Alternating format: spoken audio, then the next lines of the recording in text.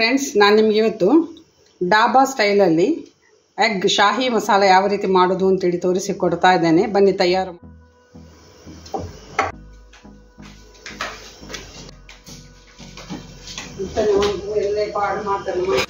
ನಾಲ್ಕು ಎಗ್ ತಗೊಂಡಿದ್ದೇನೆ ನೋಡಿ. ತೊಳ್ಕೊಂಡು ಮುಳುಗುವಷ್ಟು ನೀರು ಹಾಕಿದ್ದೇನೆ. 1 ಸ್ಪೂನ್ನಷ್ಟು ಉಪ್ಪು ಹಾಕ್ತಾ ಇದ್ದೇನೆ, ಕಲ್ಲುಪ್ಪು. ಇದನ್ನು ಬೇಯಲಿಕ್ಕೆ ಇಡುವ.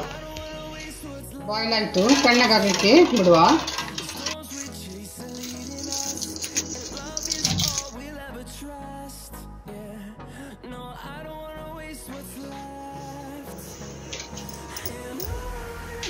ಜಸ್ಟ್ ಒಂದು ಪ್ರೆಸ್ ಮಾಡ್ಕೊಳ್ಳುವ ಈ ರೀತಿ. ಮಸಾಲೆ ಸ್ವಲ್ಪ ಅಬ್ಸಾರ್ಬ್ ಆಗಬೇಕಲ್ಲ, ಅದಕ್ಕೋಸ್ಕರ.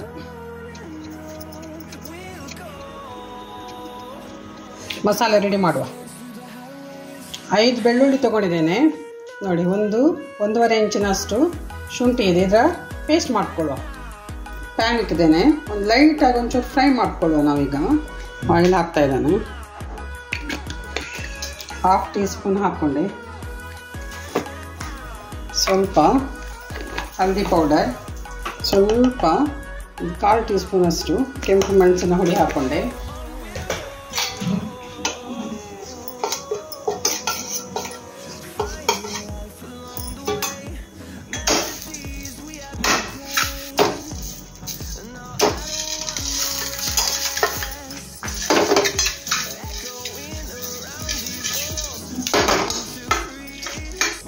ಒಂದು ಪಿಂಚಿನಷ್ಟು ಟೇಬಲ್ ಸಾಲ್ಟ್ ಹಾಕ್ತಾ ಇದ್ದಾನೆ ನೋಡಿ. ಉದುರಿಸ್ತಾ ಇದ್ದಾನೆ.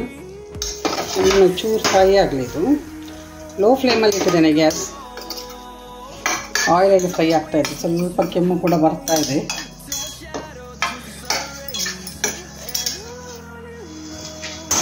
ಒಂದು ಮಿನಿಟ್ ಇರಲಿ, ಮತ್ತೆ ತೆಗಿವ.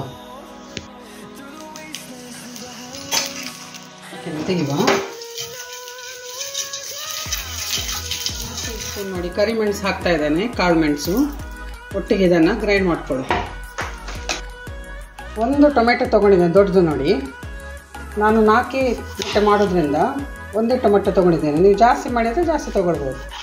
1-2 ತೊಗೊಂಡ್ರೆ ಇದನ್ನು ಪೀಸ್ ಮಾಡಿಕೊಂಡು ಪೇಸ್ಟ್ ಮಾಡ್ಕೊಳ್ಳೋಣ ನಾವು.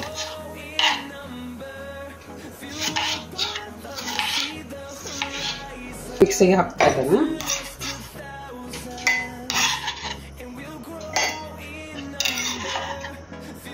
ಕಾಯಿ ಮೆಣಸು ತೊಗೊಂಡಿದ್ದೇನೆ. ಖಾರ ಜಾಸ್ತಿ ಬೇಕಿದ್ರೆ ನಿಮಗೆ ಜಾಸ್ತಿ ತೊಗೊಳ್ಬೋದು. ದೊಡ್ಡ ನೀರುಳ್ಳಿ ಇದೆ ನೋಡಿ. ಜಾಸ್ತಿ ಮೊಟ್ಟೆ ಇದ್ರೆ ಜಾಸ್ತಿ ತೊಗೊಳ್ಬೋದು.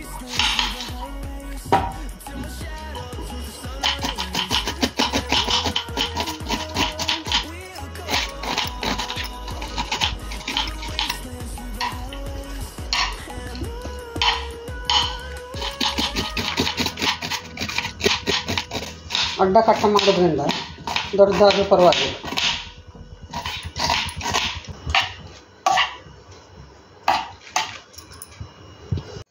ಕ್ಯಾಶ್ಯೂ ತೊಗೊಂಡಿದ್ದೇನೆ. ಇದನ್ನು ಪೇಸ್ಟ್ ಮಾಡ್ಕೊಳ್ಳ.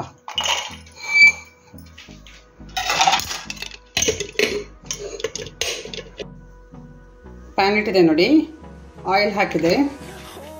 2 ಟೇಬಲ್ ಸ್ಪೂನಷ್ಟು ಹಾಕಿದೆ. ಎಣ್ಣೆ ಹಾಕ್ಕೊಳ್ಳ. ಸ್ವಲ್ಪ ಫ್ರೈ ಆಗಬೇಕು.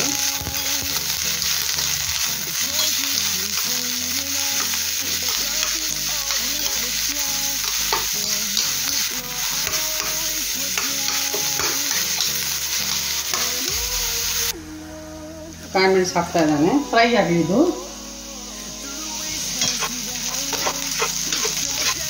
ಹಾಕ್ತಾ ಇದ್ದಾನೆ.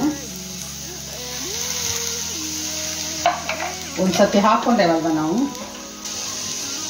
ನಾನೇ ಮಾಡ್ಕೊಂಡದಿದ್ದು, ಮನೆಯಲ್ಲೇ ಮಾಡಿದ ಗರಂ ಮಸಾಲೆ.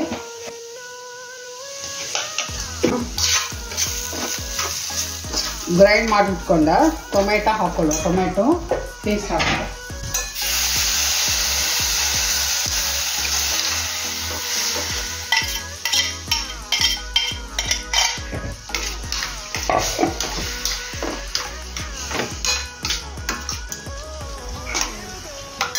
ರುಚಿಗೆ ತಕ್ಕಷ್ಟು ಉಪ್ಪು,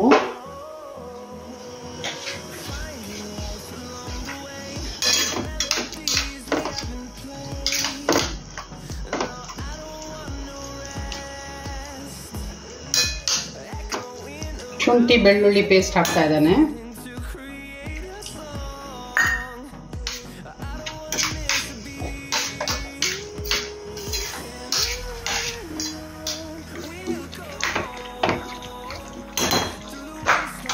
ಕುದಿ ಬರಲಿ.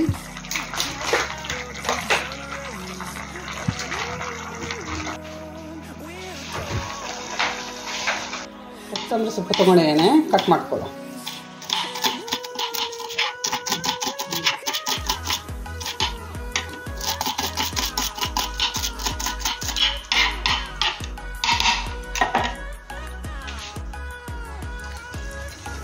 ಗೋಡಂಬಿ ಪೇಸ್ಟ್ ಹಾಕ್ತಾ ಇದ್ದಾನೆ ನೋಡಿ, ಕ್ಯಾಶ್ಯೂ ನಟ್ ಪೇಸ್ಟ್ ಹಾಕ್ತಾ ಇದ್ದಾನೆ. ಒಮ್ಮೆ ಮಿಕ್ಸ್ ಮಾಡ್ಕೊಳ್ಳುವ. ಇನ್ನು ಏನು ಫ್ರೈ ಮಾಡಿಟ್ಟಿದ್ದೇವಲ್ಲ ಎಗ್ಗನ್ನು ಹಾಕೊಳ್ಳು. ಮೊಟ್ಟೆ ಹಾಕ್ತಾ ಇದೆ ನೋಡಿ.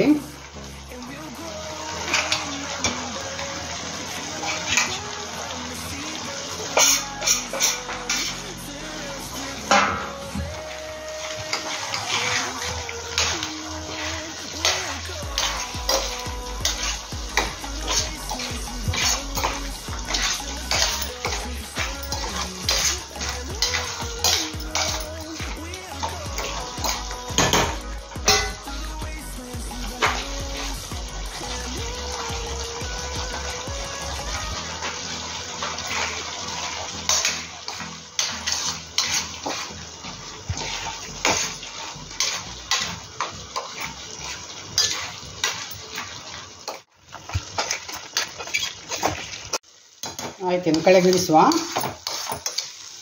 ಸರ್ವ್ ಮಾಡುವ. ರೆಡಿ ಆಯಿತು, ಸರ್ವ್ ಮಾಡ್ತಾ ಇದ್ದೇನೆ ನೋಡಿ.